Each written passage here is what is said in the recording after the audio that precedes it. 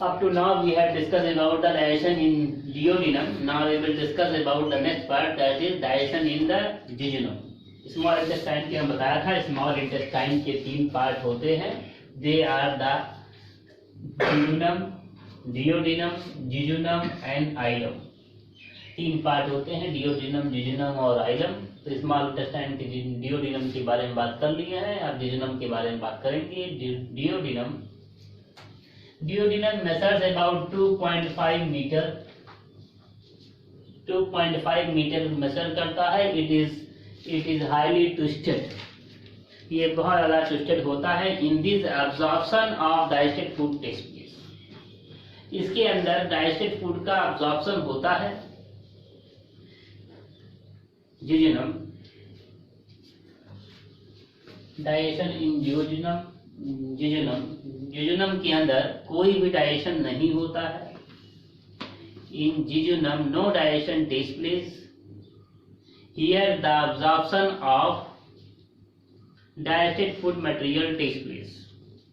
Here the digestion of digested food material takes place. यहाँ पर food material का absorption होता है.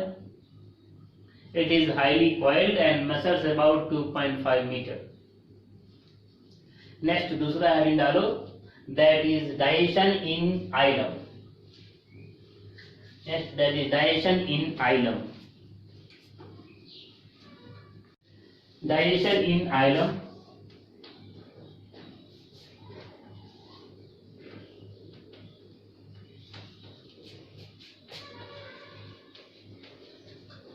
Ileum में digestion.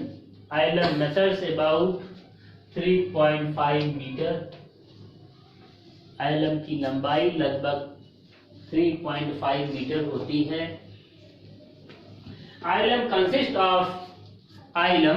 consists of a large number of villi. मैं ये कह रहा हूँ कि जो ileum का जो इनर मोस्ट म्यूकोसा, अंदर वाला जो वाल है, अंदर वाला जो मेम्ब्रेन है, inner most membrane is known as mucosa. पेट में वही म्यूकोसा पैदा, सभी जगह म्यूकोसा इनरमोस्ट लेयर होता है. The mucosa of the ileum is folded to form a finger like structure. The mucosa of ileum is folded to form a finger like structure. This finger like structure is known as villi. जो ileum का जो mucosa होता है, वो folded like structure form करता है. This folded structure is known as villi.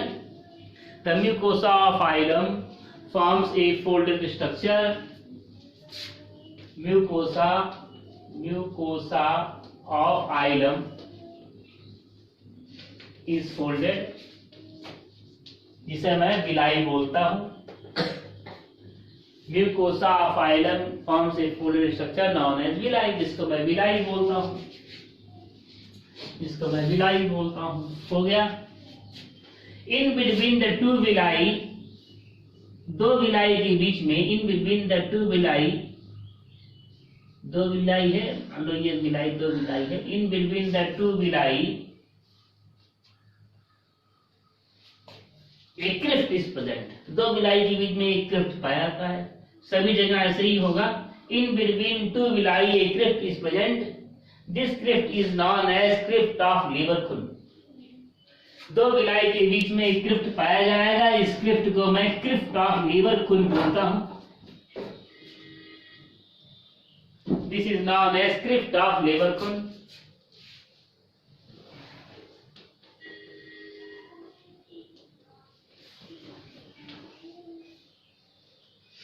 इसको मैं क्रिफ्ट ऑफ लीवरखुन बोलता हूं. विलाई ये चीज का, जो इसका विलाई होता है, दो विलाई के बीच में, जब दो विलाई के बेस पर जहां से दोनों वो निकल रहे हैं, वहां पर एक क्रिफ्ट पाया जाएगा, और उस क्रिफ्ट को मैं बोलता हूं crypt of Lieberkuhn. Crypt of Lieberkuhn secrete an alkaline substance. Crypt of Lieberkuhn एक एल्कलाइन सब्सटेंस सिक्रीट करता है. Crypt of Lieberkuhn secrete an alkaline substance. कैसा सब्सटेंस रहेगा? एल्कलाइन सब्सटेंस सिक्रीट करता है, known as succus entericus. Crypt of Lieberkuhn secrete a alkaline substance known as succus entericus. दो villi के बीच में जो दरार होती है, ऐसे दरार को मैं क्रिप्ट ऑफ लेबरखुन बोलता हूँ। दो विलाई के बीच में जो दरार होती है, ऐसे विलाई को मैं क्रिप्ट ऑफ लेबरखुन बोलता हूँ। क्रिप्ट ऑफ लेबरखुन से एक अल्कलाइन सब्सटेंस निकलता है जिसको साइकस इंट्रिकस बोलते हैं, साइकस इंट्रिकस बोलते हैं। अब मैं बात करूंगा कि साइकस इंट्रिकस कैसे निकलेगा। तो सबसे पहले बात करते हैं काइम जो कि डियोडिनम में के काइम का फॉर्मेशन हुआ है, या काइम जिजुनम में आएगा, सॉरी काइल या काइल जिजुनम में आएगा, and chyle from jejunum is passed into the ileum, और वही काइल फिर आइलम में चला जाएगा। In the ileum it stimulates the inner, ileum के अंदर जब यह काइल गया तो ये इनर म्यूकोसा ऑफ, इन अंदर वाले म्यूकोसा को, inner mucosa stimulates the inner mucosa of ileum, ileum के इनर म्यूकोसा को, अंदर वाले म्यूकोसा को स्टिमुलेट करेगा। अंदर वाला mucosa inner mucosa of ileum,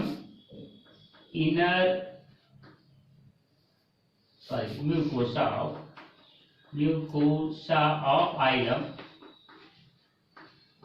secrete two types of hormone. Mucosa of ileum stimulate हो गया, वहां पर काइल आया और स्टिमुलेट हो गया, और वो दो प्रकार के हार्मोन को छोड़ता है। एक है एंट्रोक्रिनिन,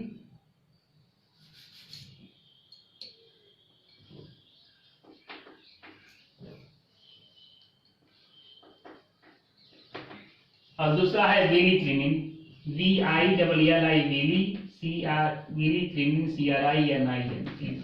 एंट्रोक्रिनिन एंड वेलिक्रिनिन। एंट्रोक्रिनिन हो गया, दूसरा हो गया villikinin. Enterocrinin stimulates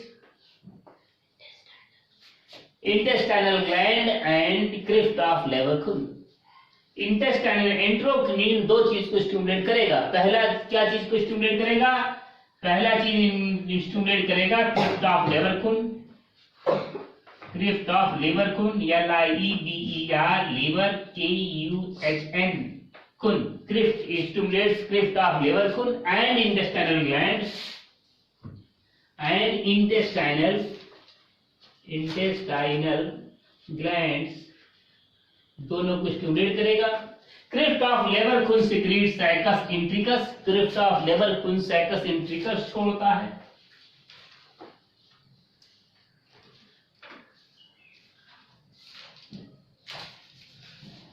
crypt of Lieberkuhn secrete cycas इंट्रिकस and intestinal gland secrete intestinal juices.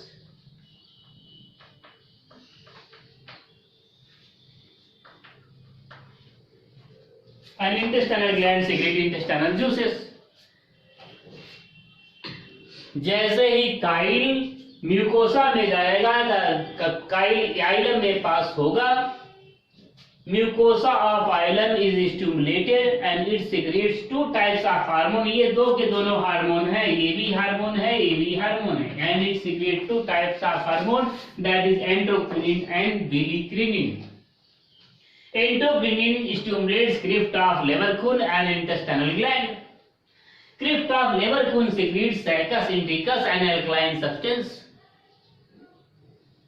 और दूसरा intestinal gland secrete intestinal juices। intestinal gland intestinal juices को secrete करता है। मैं intestinal juices के बारे में डिस्कस कर रहा हूँ। दूसरा वेलिक्रिनिन स्टिमुलेट्स द, वेलिक्रिनिन जो हार्मोन है, this hormone stimulates the expansion and movement of villi. This stimulates the expansion and movement of villi, and movement of villi.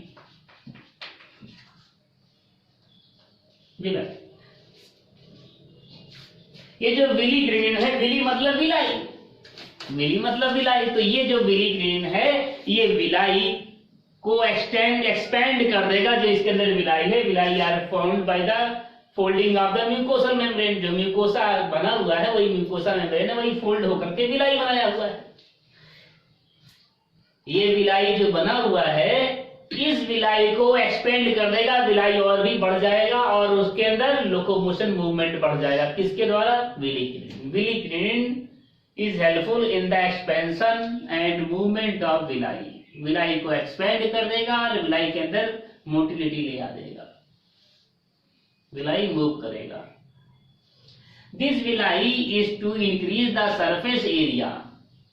यह विलाई इसलिए है क्योंकि इसका सरफेस एरिया बढ़ जाए। To increase the surface area of the intestine.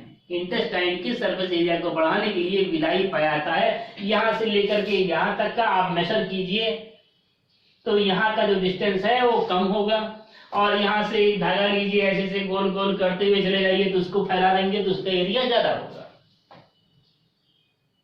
ठीक है। और ये जो विलाई है, विलाई के ऊपर भी, विलाई के अंदर भी यहाँ पर नोड्यूल्स पाए जाते हैं। इस तरीके से विलाई अलग अलग डायरेक्शन में भी होते हैं, विलाई ब्रांच भी होते हैं। मैं ब्रांच यहाँ विलाई नहीं बनाया, मैं जनरली ऐसे बना दिया। Villi are also branch, surface area को बढ़ाने के लिए। समझ में आया? कुछ चीजें विलाई के बारे में। और ये हो गया एक villi, this is a single villi, ये एक विलाई हो गया। और this villi consist of blood vessels. यह विलाई ब्लड वेसल्स कंसिस्ट करता है। Villi consist of blood vessels. Villi के अंदर ब्लड वेसल्स भी पाए जाते हैं। विलाई के अंदर ब्लड वेसल्स भी पाए जाते हैं। Villi also consist of lymph. Villi के अंदर लिम्फ भी पाए जाते हैं। Villi also consist of lymph. Villi के अंदर क्या चीज पाया जाता है? विलाई के अंदर लिम्फ भी पाया जाता है। लिम्फ क्या है? विलाई के अंदर लिम्फ भी पाया जाता है। लिम्फ क्या चीज होता है? लिम्फ। अब लिम्फ के बारे में अगर बात करें तो अगर आप हार्ट पढ़े होंगे, हार्ट, तो हार्ट का स्ट्रक्चर इस तरीके से है, दो ऑरिकल दो वेंट्रिकल, इस तरीके से हार्ट स्ट्रक्चर है। और हार्ट से एक ब्लड वेसल आता है, आर्टरी आएगा। Artery gives supplies blood to different part of the body. और आर्टरी टूट जाएगा छोटे छोटे कैपिलरीज में। Artery divide into a number of capillaries. Later on this capillary unite to form vein. बाद में ये आर्टरी हो गया, ये वेन हो गया, और बीच में कैपिलरीज। मैं बहुत शॉर्ट में एक्सप्लेन कर रहा हूं, डिटेल में ब्लड एंड कार्डियोवैस्कुलर सिस्टम में बताऊंगा। तो लिम्फ क्या होता है? यहां पर ये आर्टरीज की दीवार मोटी होती है, कैपिलरीज की दीवार बहुत पतली होती है, बहुत ज्यादा पतली होती है। अगर इसी प्रेशर के साथ यहाँ पर इसने ब्लड को धक्का मारा है, पंप किया है, धक्का मारा है, तो यहाँ पर ब्लड प्रेशर बहुत ज्यादा है। यहाँ पर अगर वो ये इसकी दीवार बहुत पतली है, अगर वही ब्लड प्रेशर यहाँ पर आ जाएगा तो ये रप्चर हो जाएगा, कैपिलरीज रप्चर हो जाएंगे। यहाँ पर प्रेशर, इसने धक्का मारा, प्रेशर ज्यादा है और ये बहुत पतले पतले हैं, यहाँ एक कैपिलरीज रप्चर हो सकते हैं। तो रप्चर ना हो इस कारण से यहाँ से जो कैपिलरीज के शुरुआत में जहां पर कैपिलरीज शुरू हो रहे हैं वहां से ही कुछ वेसल पाए जाते हैं और जो कि कनेक्ट कर देता है। This vessel connects the capillaries directly to the veins. Vein से सीधे कनेक्ट कर देता है, मतलब यहाँ से ब्लड आया और कैपिलरीज में जाने से पहले ही यहाँ से फिल्टर होकर के चला गया और वेन्स में चला गया, तो आप कैपिलरीज के ऊपर प्रेशर कम हो जाएगा। So as to decrease the pressure of blood in the capillaries, some blood vessels are found prior to capillaries that connect to the veins, जो कि वेन से कनेक्ट करती हैं। ऐसे वेसल को मैं बोलता हूं लिम्फेटिक वेसल। ऐसे वेसल को मैं बोलता हूं लिम्फेटिक वेसल। ऐसे को मैं लिम्फेटिक वेसल बोलता हूं और इसके अंदर जो चीज पाया था उसको मैं लिम्फ बोलता हूं। इसके अंदर जो भी चीज पाया जाएगा उसको मैं लिम्फ बोलता हूँ। कौन सी चीज पाया जाएगा? इसके अंदर ब्लड के अंदर WBC, जो ब्लड आ रहा है, WBC, RBC, प्लेटलेट्स पाए जा रहे हैं, प्लाज्मा भी पाया जाएगा। WBC, RBC, प्लेटलेट्स, प्लाज्मा पाया जाएगा। इसके अंदर जो फिल्टर होकर के जाएगा, इसके अंदर फिल्टर होने के बाद WBC और प्लाज्मा चला जाता है, कुछ प्लाज्मा जाता है, सही प्लाज्मा नहीं जाएगा। WBC जाता है, मेनली WBC चला जाएगा और कुछ प्लाज्मा भी चला जाता है, वाटर सब्सटेंस प्लाज्मा है।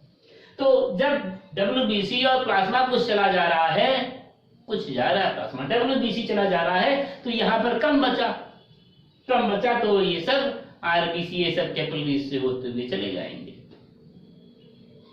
तो इसी को मैं लिम्फ बोलता हूँ। लिम्फ मतलब बेसिकली WBC, लिम्फ मतलब WBC, लिम्फेटिक वेसल से लिम्फ जाएगा, लिम्फ यहाँ से WBC, यहाँ से फिल्टर होकर के चला जाता है। The process of filtration of WBC from the rest of the blood is known as diapedesis. उसको डायपीलिसिस वहां बात करेंगे, यहाँ पर नहीं बात करेंगे, उसके बारे में समझ लिए हैं। लिम्फ क्या होता है? लिम्फ WBC जो फिल्टर किया गया ब्लड से, उसी को मैं WBC को मैं लिम्फ बोलता हूं। ठीक है, वही लिम्फ है। तो इसके अंदर जो है it consist of blood as well as lymph. इसके अंदर लिम्फ भी पाया जाता है, इसके अंदर लिम्फ वेसल भी पाया जाता है, इसके अंदर लिम्फ वेसल भी पाया जाता है। And this lymph vessel is white in colour. ये जो लिम्फ वेसल होता है, लिम्फ वेसल, ये जो लिम्फ वेसल होता है, this is white in colour. ये व्हाइट इन कलर है, white in colour. WBC white colour का होता है, व्हाइट इन कलर है। इसको मैं, जो लिम्फ वेसल होता है, this is known as lacteal. इसको मैं लैक्टियल नाम से जानता हूं। इसको क्या बोलता हूं? लैक्टियल। लिम्फ वेसल, इसको मैं लैक्टियल बोलता हूं। यहाँ पर जो विलाई के अंदर लिम्फ वेसल पाया जाता है, उसको मैं लैक्टियल बोलता हूं। LACTEAL, lacteal. Lacteal is responsible for the absorption of fat in the ileum. ये लैक्टियल क्या चीज करेगा? क्या चीज का इंटेक करेगा? फैट का, मतलब फैटी एसिड और ग्लिसरॉल को लेगा। Fatty acid, absorption of fat. It is responsible for the absorption of fatty acids. समझ नहीं आया? ये यहां तक बात हो गई। मैं साइकस इंट्रिकस के बारे में बात किया, लिफ्ट क्रिफ्ट ऑफ लेबर खून के बारे में बात किया कि जो विलाई होगी बीच में जो दरार पाया जाएगा उसको क्रिफ्ट ऑफ लेबर खून बोलते हैं, और उसी दरार से जो है कुछ केमिकल सब्सटेंस निकलते हैं जिसको साइकस इंट्रिकस बोलते हैं। That is alkaline in nature. दूसरा मैं बात किया विलिट्रिनिन के बारे में। विलिट्रिनिन जो विलाई होती है, विलाई के एक्सपेंशन के लिए रिस्पॉन्सिबल होता है और उसके मोटिलिटी को बढ़ा देता है। एक्सपेंशन एक्सपेंड कर देगा और मोटिलिटी को बढ़ा देगा। तीसरा मैं इंटेस्टाइनल जूसेस के बारे में बात करता हूं। Intestinal juices consist of a large number of enzymes. Intestinal juices बहुत ढेर सारी एंजाइम कंसिस्ट करते हैं। Intestinal juices consist of a large number of enzymes.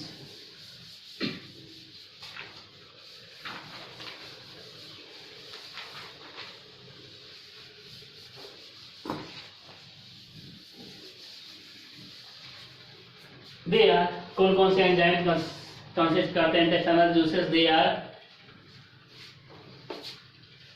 Number 1 dipeptidase,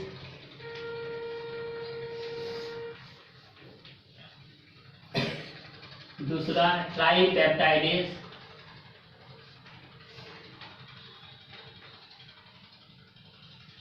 चौथा carboxypeptidase,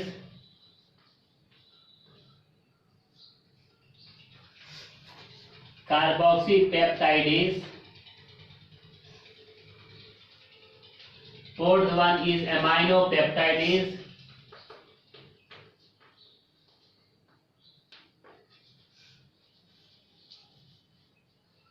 maltase, fourth one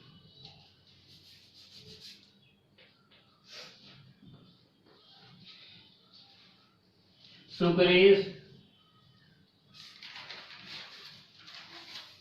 lactase,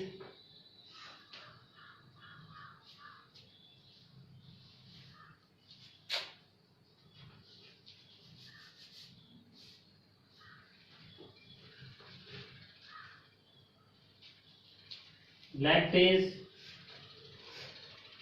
lipase, intestinal lipase,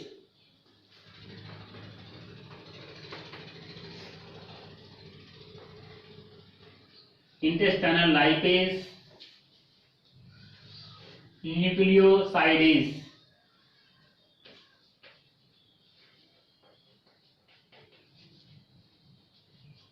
nucleosidase इतनी enzyme secret करता है, याद रखना है।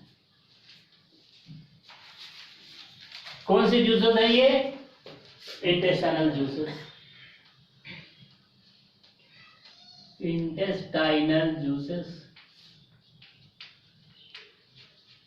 इंटेस्टाइनल जूसेस पर 24 आवर में 1500 ml to 2000 ml छोड़ा जाता है पर 24 आवर पर डे। एक दिन में 1.5 से 2 लीटर छोड़ा जाता है। क्या चीज? Intestinal juices.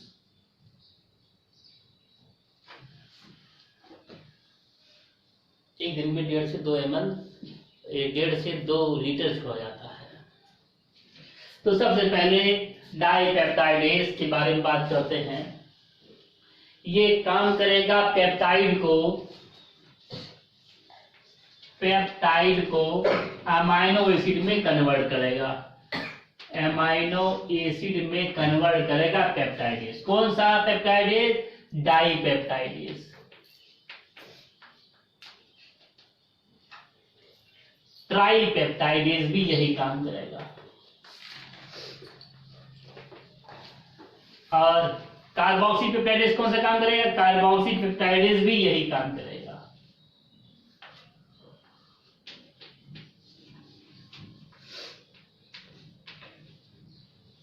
और अमाइनो पेप्टाइडेज भी यही काम करेगा।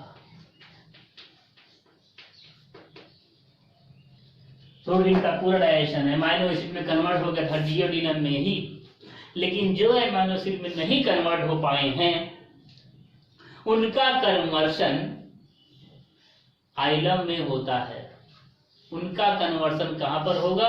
आइलम में होगा। जिनका वहां पर डाइजेशन नहीं हो पाया था वो आकर के यहाँ पर डाइजेस्ट होंगे, उनका कन्वर्जन हो जाएगा पेप्टाइड से अमाइनो एसिड में। यहाँ पर 4 एंजाइम पाया रहे, कोई भी एक प्रोटीन बच ना पाए, सबके सब पूरा का पूरा उसका सभी का पूरा डाइजेशन हो जाए। 4 एंजाइम लगे हुए हैं एक ही काम कराने के लिए। कोई भी एंजाइम करा सकता है इंडिपेंडेंटली। रिएक्शन में 4 बार ना लिख करके 1 बार लिखा हूं। Next is maltase. माल्टेज कौन सा काम करेगा? माल्टेज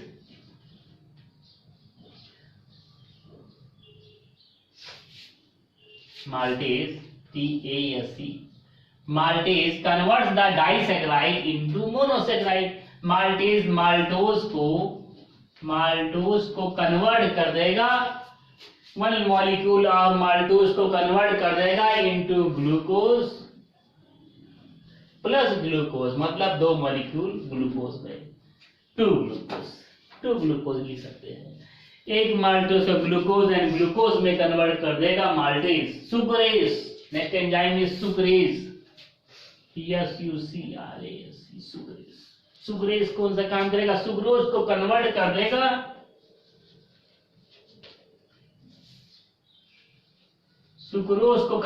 देगा sucrase convert the sucrose into glucose and fructose. Sucrose को ग्लूकोज और फ्रक्टोज में कन्वर्ट कर देता है। ये 2 के दोनों डाइसैकेराइड हैं और 2 के दोनों मोनोसैकेराइड हैं। लैक्टेज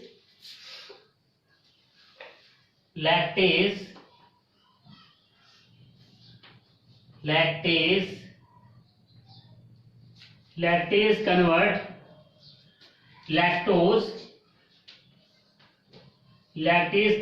lactose into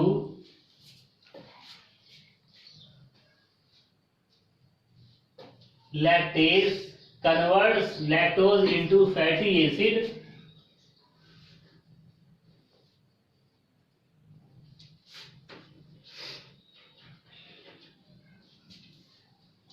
सॉरी क्या मैं लिख रहा हूं, into glucose and galactose,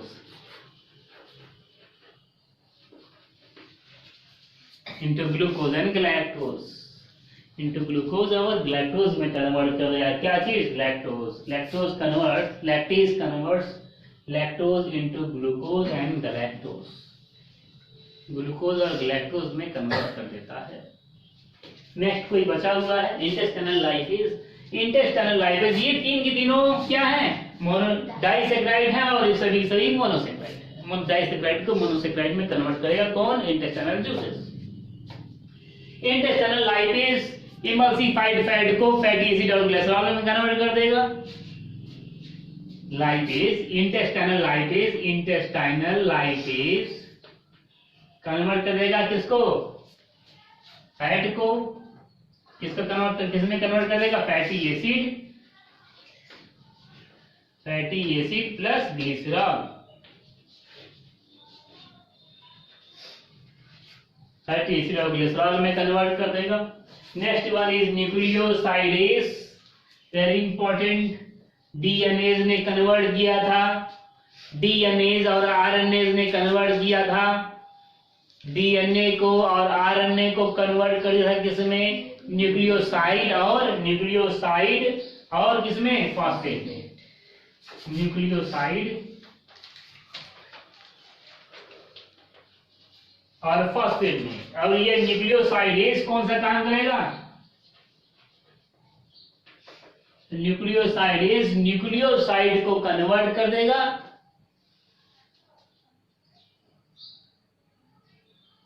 nucleosidase nucleoside को कन्वर्ट कर देगा किसमें? इसमें कन्वर्ट करेगा into sugar, into pentose sugar, sugar और पेंटोज शुगर लिख देते हैं। Pentose sugar, PENTOS, pentose sugar and amino acids and nitrogenous bases, sorry nitrogenous, GENOS, nitrogenous bases, nitrogenous bases में कन्वर्ट कर देता है। Nucleosidase converts nucleoside into pentose sugar and nitrogenous bases. Pentose sugar और nitrogenous bases को इसको सीधा कर लेंगे, टेढ़ा जा रहा है तो इसको, तो नाइट्रोजनस बेसिस में और पेंटोज शुगर में कन्वर्ट कर देता है। तो यह हो गया डाइजेशन इन द आइलम। आइलम में के अंदर कंप्लीट डाइजेशन हो जाता है। Inside the ileum complete digestion takes place, पूरा का पूरा डाइजेशन हो जाता है। आइलम के अंदर क्या हो जाएगा? आइलम के अंदर in the ileum complete digestion takes place, ileum के अंदर कंप्लीट डाइजेशन हो जाता है। आइलम में एक एंजाइम और छोड़ा जाता है, एक एंजाइम, लास्ट एंजाइम लिखेंगे, 10th enzyme, that is known as, एक एंजाइम और छोड़ा जाता है। याद करो उस एंजाइम को, ट्रिप्सिन को, ट्रिप्सिनोजेन, ट्रिप्सिन में कन्वर्ट हो जाता है एक एंजाइम के कारण से। उस एंजाइम का नाम है एंटेरोकाइनेज, उसका नाम है एंटेरोकाइनेज, एंटेरोकाइनेज। यहाँ पर ये एंटेरोकाइनेज छोड़ता है। ये एंटेरोकाइनेज कौन सा काम करेगा? वहां पर ट्रिप्सिनोजेन को ट्रिप्सिन के में कन्वर्ट करने का काम करता है, एक्टिवेट करता है ट्रिप्सिनोजेन को, एक्टिवेट्स द ट्रिप्सिनोजेन।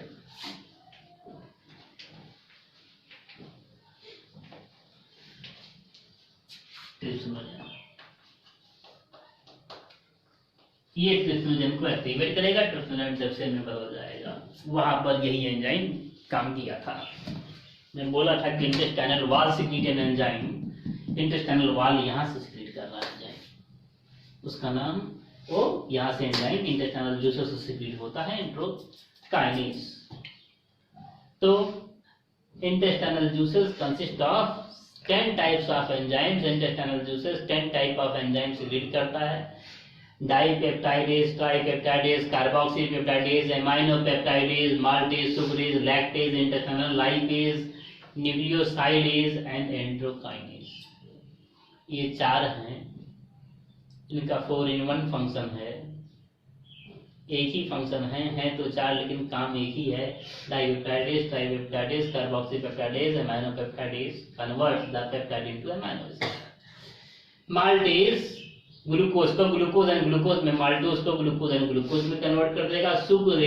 सुक्रोज को ग्लूकोज और फ्रक्टोज में कन्वर्ट कर देगा। लैक्टेज ग्लूकोज और ग्लैक्टोज में कन्वर्ट कर देगा लैक्टोज को। इंटेस्टिनल लाइपेज फैट को फैटी एसिड और ग्लिसरॉल में कन्वर्ट कर देगा। न्यूक्लियोसाइडेज न्यूक्लियोसाइड को पेंटोज शुगर और नाइट्रोजनस बेसेस में कन्वर्ट कर देता है। एंडोकाइनेज एक्टिवेट्स दैट ट्रिप्सिनोजन को एक्टिवेट कर देगा। ट्रिप्सिन में ट्रिप्सिन में कन्वर्ट हो जाता है। तो इस तरीके से आइलम के अंदर पूरा का पूरा डाइजेशन हो जाता है। नो डाइजेशन, यहाँ पूरा का पूरा डाइजेशन हो जाता है। जो कुछ नहीं बचा वो नहीं बचेगा, जो कुछ यहाँ तक नहीं बचा वो नहीं बचेगा। ठीक है। Next we will discuss about the large intestine. अब मैं लार्ज इंटेस्टाइन के बारे में बात करता हूँ। Now we will discuss about the large intestine. Large intestine के बारे में बात करेंगे। Large intestine is divided into 3 part. They are the caecum, colon and third one is the rectum. Large intestine 3 part में डिवाइड होता है, caecum, colon and rectum. Caecum की लंबाई सभी के सभी लार्ज इंटेस्टाइन 1.5 मीटर होता है या 150 सेंटीमीटर होता है। सीकम की लंबाई 6 to 9 सेंटीमीटर होता है, 6 to 9 सेंटीमीटर। कॉलन की लंबाई 126 से लेकर के 126 to 129 सेंटीमीटर होता है और रेक्टम की लंबाई अबाउट 20 सेंटीमीटर होता है। तो सबसे पहले मैं बात करूंगा सीकम के बारे में। This column measures about 121 centimeter to 124 centimeter. Now we will discuss about the cecum. Caecum के बारे में, CAECUM, सीकम के बारे में किसी भी पार्ट में कोई भी डाइजेस्टिव एंजाइम नहीं छोड़ा जाएगा लार्ज इंटेस्टाइन के, तो सीकम में भी कोई डाइजेस्टिव एंजाइम नहीं छोड़ा जाएगा। लेकिन उसके बाद भी सीकम के अंदर सेलुलोज का डाइजेशन होता है। सेलुलोज का डाइजेशन जो है, कुछ बैक्टीरिया पाए जाते हैं सीकम के अंदर। Caecum consist of some bacteria and protozoan पाए जाते हैं। प्रोटोजोअन पाए जाते हैं। These bacteria and protozoan secrete cellulase enzyme which is helpful in the secretion, which is helpful in the digestion of cellulose. तो सीकम के अंदर 3 प्रकार के बैक्टीरिया पाए जाते हैं। दे आर प्रोपियोनी बैक्टीरिया,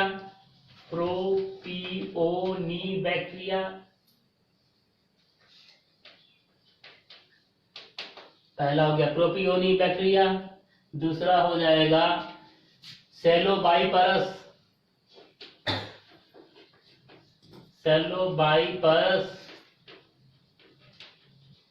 और तीसरा हो जाएगा क्लॉस्ट्रीडियम।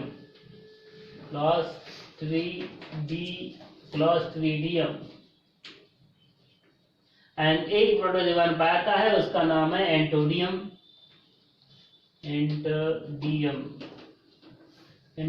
पाया जाता है। एक प्रोटोजोअन एंटाडियम पाया जाता है। तो ये बैक्टीरिया और ये जो प्रोटोजोअन पाए जाते हैं, these bacteria and protozoan secrete cellulase enzyme. This cellulase digest the carbohydrate. This cellulase digest the cellulose. ये जो है सेलुलेज जो है क्या काम करेगा? सेलुलोज को डाइजेशन में मदद करेगा। टू ए सर्टेन एक्सटेंट, बहुत ज्यादा सेलुलोज को नहीं डाइजेस्ट कर सकता है। कुछ हद तक ये बैक्टीरिया हैं, कितना एंजाइम छोड़ेंगे? तो बहुत ज्यादा सेलुलोज का डाइजेशन नहीं होता है। टू ऐसा एक्सटेंट डाइजेशन होता है हमारे शरीर में सेलुलोज का, वो भी कहां पर होता है?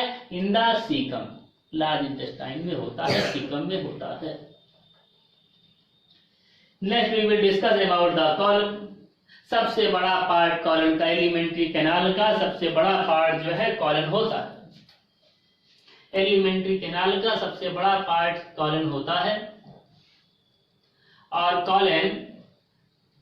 Colon consist of ascending limb, transverse limb. Colon में ट्रांसवर्स लिम्ब पाया था, उसके बाद असेंडिंग लिम्ब पाया था इस तरीके से, फिर ट्रांसवर्स लिम्ब पाया जाएगा, फिर डिसेंडिंग लिम्ब पाया जाएगा, और ये खुलेगा colon opens into the rectum and rectum opens in the anus. Colon बहुत बड़ा है। Colon, diameter of colon is about 2.5 to 3 centimetre colon का डायमीटर होता है।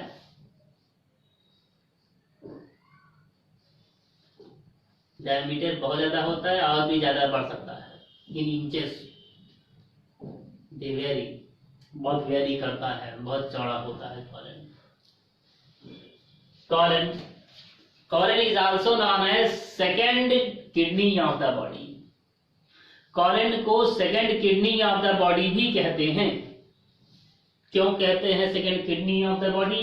Because in the colon heavy substances are secreted. Colon के अंदर heavy substance secrete किए जाएंगे। Heavy substance such as lead, TB, mercury, H are secreted.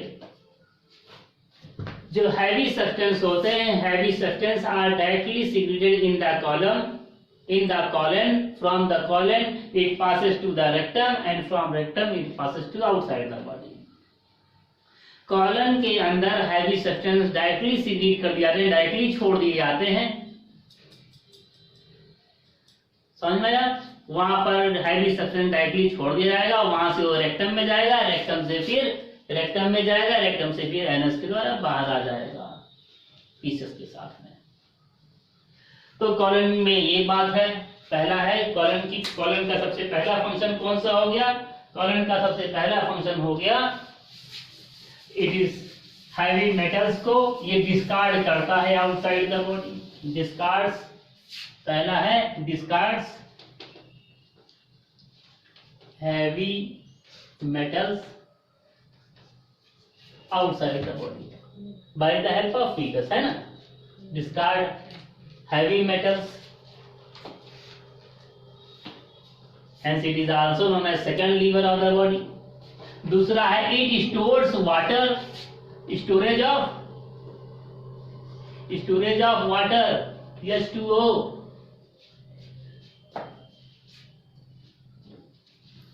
दो centimetre इसकी चौड़ाई है और लगभग 2 सेंटीमीटर से 3 इंच तक की चौड़ाई होती है, बहुत चौड़ाई होती है इनकी। तो ये कुल मिला करके ये पानी को खूब स्टोर कर सकता है। It stores the water in small pouches. इसके अंदर छोटे छोटे पाउचेस पाए जाते हैं। ये पानी को स्टोर करता है in small pouches. This pouches are known as haustra. It stores water in small pouches. This pouches are known as haustra, HAUSTRA। ये छोटे छोटे पाउचेस में जो है पानी को इकट्ठा करता है, that pouches are known as haustra. ऐसे पाउचेस को मैं हॉस्ट्रा बोलता हूँ। It also synthesises some vitamin. ये कुछ विटामिन भी सिंथेसाइज करता है। विटामिन का भी synthesis of vitamins, synthesis of vitamins. Colon के अंदर विटामिन का भी सिक्रीशन होता है by the help of bacteria. Vitamin का भी सिक्रीशन होता है by the help of bacteria. These vitamin are vitamin B complex. ये कौन कौन से विटामिन है? विटामिन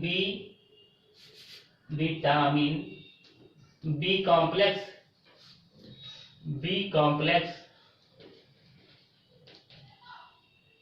ये कुछ विटामिन को भी सिंथेसाइज करते हैं with the help of some bacteria. That vitamin is known as vitamin B complex and vitamin के। क्या सिंथेसिस होता है कॉलन के अंदर? कॉलन कुल मिलाकर के बहुत काम का है। Colon converts the urobilinogen, bilirubin convert हुआ था यूरोबिलिनोजेन में, बिलिरुबिन कन्वर्टेड इनटू यूरोबिलिनोजेन, और ये जो है इसी के अंदर 4th पॉइंट यूरोबिलिनोजेन स्टेरोबिलिनोजेन में कन्वर्ट हो जाता है। It converts urobilinogen बिलिनोजेन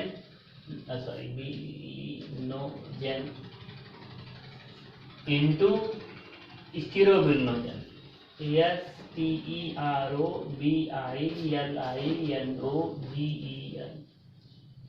It also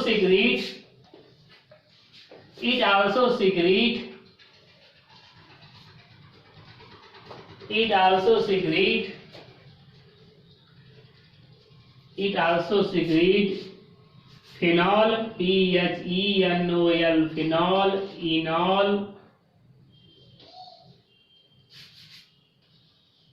enol and enol groups, which is phenol, enol and sulfide groups,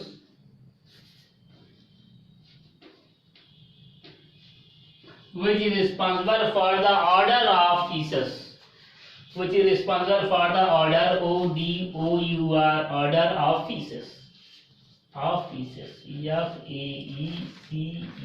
feces, which is responsible for the order of feces। समझ में आया यहाँ तक बात?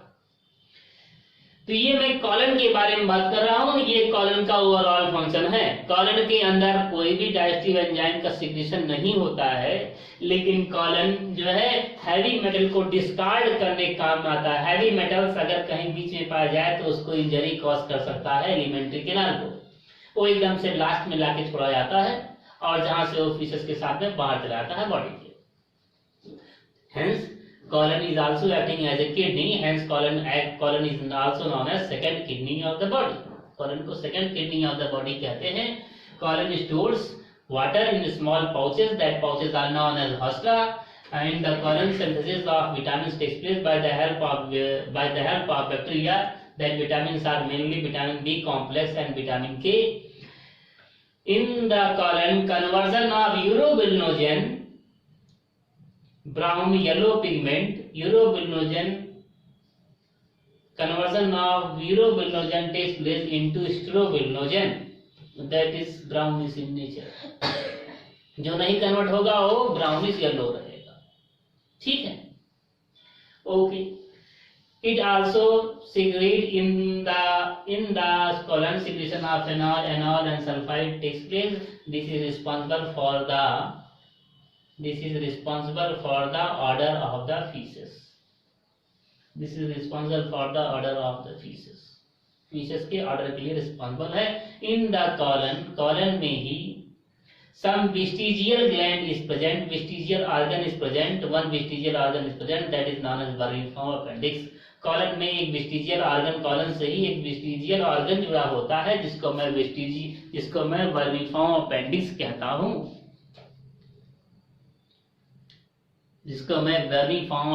कहता हूँ, today it is of no use. आज के डेट में उसका कोई यूज नहीं है। एशियन टाइम में वो सेलुलोज के डाइजेशन में मदद कर रहा था, एशियन टाइम में उसका यूज था, अब नहीं यूज कोई है।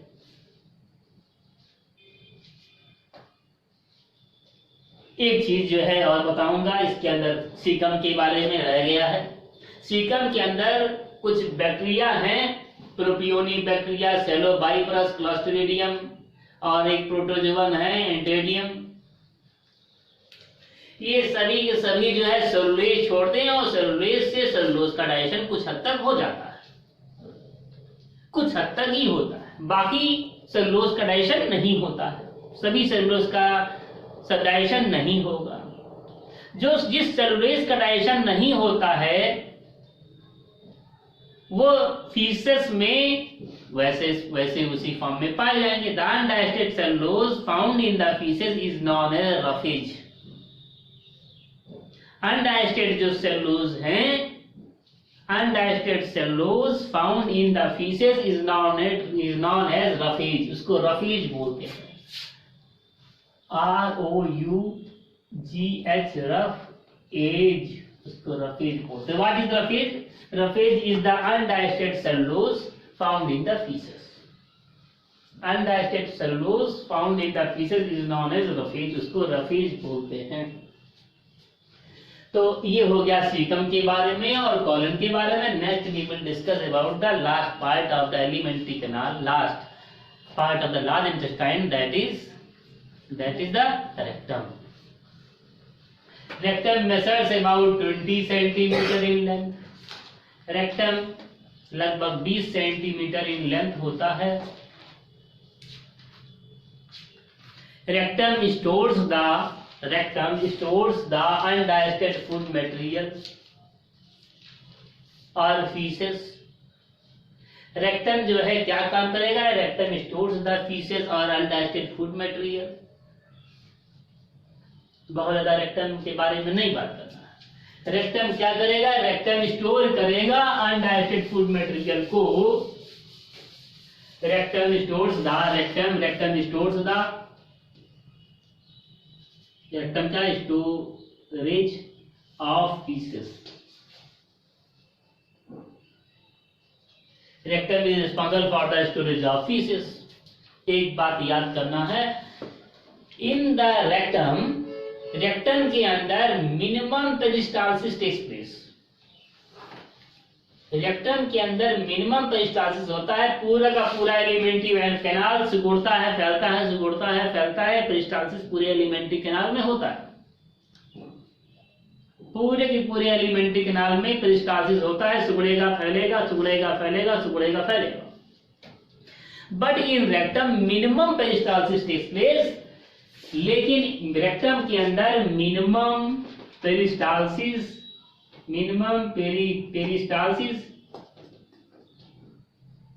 रेक्टम के अंदर मिनिमम पेरिस्टालसिस होता है।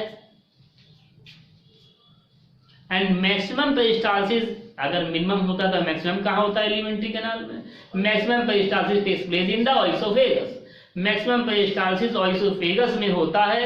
और मिनिमम पेरिस्टालसिस कहाँ होगा? Minimum peristalsis takes place in the minimum peristalsis कहाँ पर होता है? Minimum peristalsis takes place in the rectum. In diarrhoea की कंडीशन में जब लूज मोशन होता है, in the case of diarrhoea peristalsis increases in the rectum. Rectum के अंदर पेरिस्टालसिस बढ़ जाएगा। और as a result loose motion takes place. During diarrhoea peristalsis increases in the rectum. Diarrhoea की कंडीशन में क्या होगा?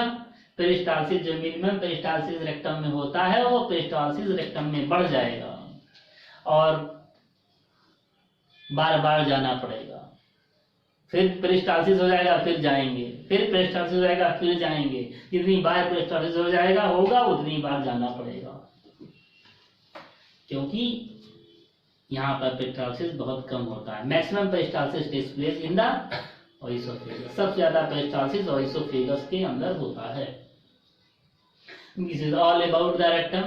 Now the last part of alimentary canal, that is the anus. Anus is the outermost. Anus is the last part of alimentary canal.